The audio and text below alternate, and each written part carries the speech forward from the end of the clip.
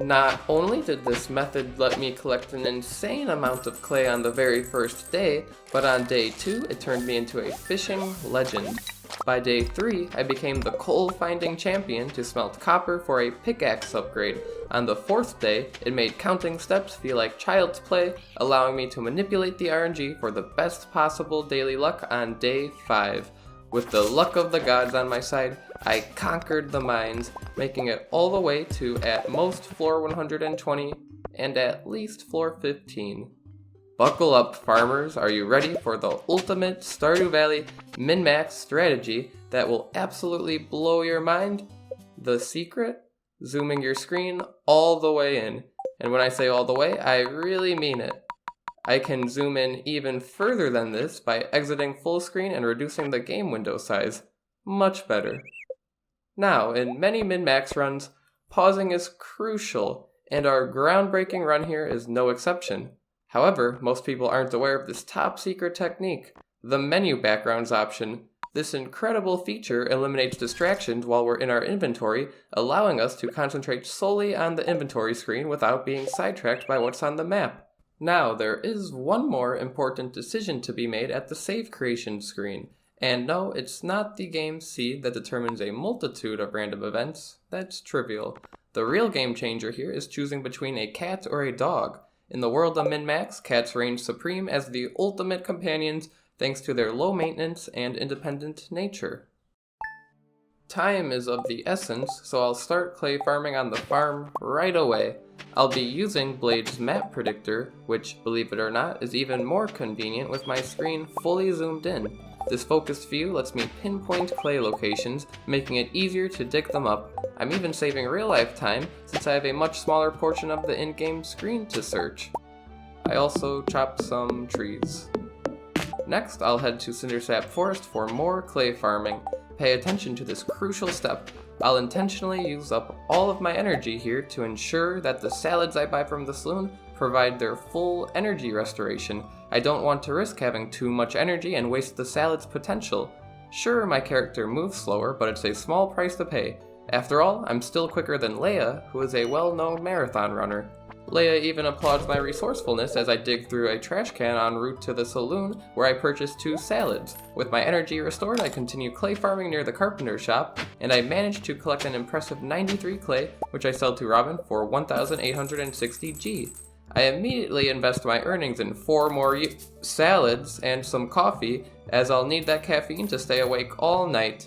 After gathering 70 more clay on the beach, I rush back to the farm, and I chop a few more trees to reach foraging level 1. Then I carefully till and untill the same tile of farmland repeatedly. Rest assured, this isn't because I lost track of the clay pattern. Definitely didn't happen. I continue until I reach 0 energy and keep going until I pass out, all in the name of min-maxing. On day 2, I wake up feeling refreshed with full energy. I start by clay farming on the farm and then proceed to clay farm outside the carpenter shop. Robin doesn't work on Tuesdays, she's too lazy off with her extreme aerobics training. However, if I interact with her counter when she walks by, precisely at 9:50 AM, she'll take my clay. I sell 157 clay for 3,140 G. I dig up more clay as I pass through town and arrive at Clint's, where I managed to buy 42 copper ore. I'll need to drop 1 ore from my inventory and pick it back up to unlock the furnace recipe tomorrow.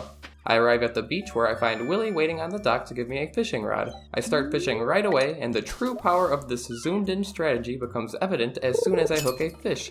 Sure, the zoomed-in screen cuts off 1/3 of the fishing bar, making it impossible to see the fish at times, but it really lets me focus on the fish when it is visible. It's not like the fish will remain off-screen and cause me to miss catches. Absolutely not. Some might argue it's wise to reach fishing level 2 today and buy the fiberglass rod. However, I only reach fishing level 1, so I can level up to 2 tomorrow and receive energy bonuses twice. I finish the day by clay farming on the beach and back at the farm, and continue the grind in bed. The next morning, day 3 begins. I start by using the map predictor to find some more stone nodes that will guarantee coal. Finding these very specific nodes is much easier with a zoomed in screen. I collect at least 5 coal so I can start smelting copper ore into 5 bars for the pickaxe upgrade. I also dig up my first artifact, a green strange doll, which acts as a voodoo doll for whoever we give it to, in this case Gunther. I excavate more clay, then sell 187 clay to Robin for 3,740 G. While I'm here, I have Robin move my shipping bin repeatedly to clear the dug up tiles. With 4 copper bars in hand, I need to buy 3 more ore to smelt the last bar.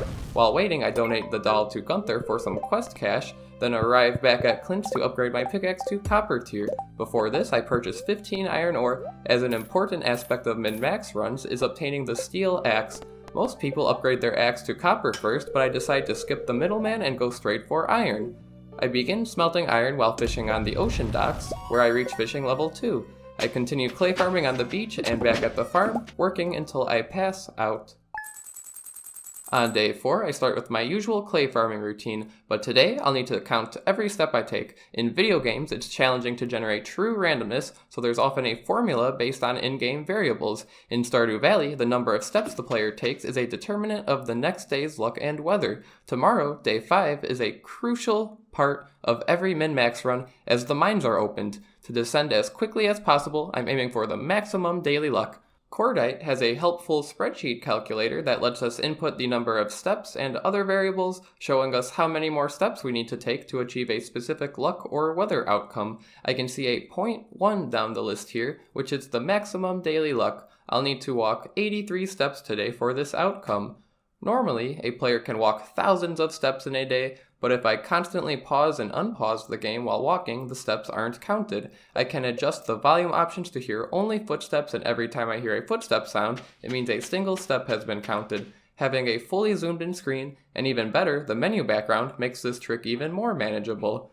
To make the most of this day and conveniently count steps, I travel around the map as much as possible, saving low movement activities like fishing for other days. In preparation for the future, I buy the fiberglass fishing rod from Willie and test it out at the mountain lake. The fish come in handy for restoring energy, especially eating chub.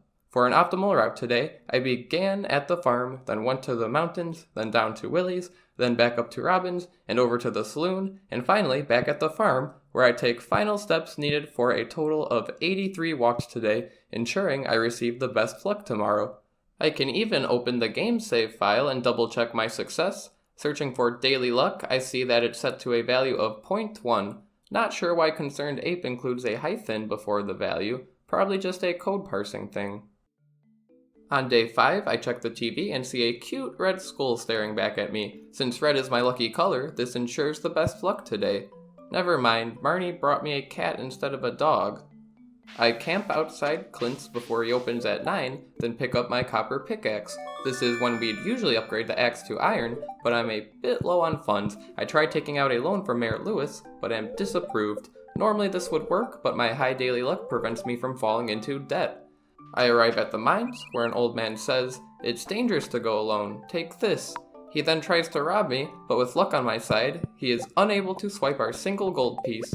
I grab the sword he left behind and venture into the depths of the mines. The zoomed in screen here truly lets me concentrate on what's essential with remarkable precision. Sure, there might be a pre-spawned ladder on a floor just outside of my view, which I could usually spot with ease, but who needs that when I can simply take a screenshot on every floor and check for a ladder that way? Much more convenient. Additionally, it's common practice to pause immediately when entering a floor in the mines to save time. Some might argue that it's also useful for getting a quick glimpse of what's nearby on the screen. However, with the power of my menu backgrounds, I can eliminate such distractions entirely. Leveraging these powerful techniques, I am able to make it to at most floor 120 and at least floor 15. Our next goal is to acquire Mayor Lewis's lucky purple shorts.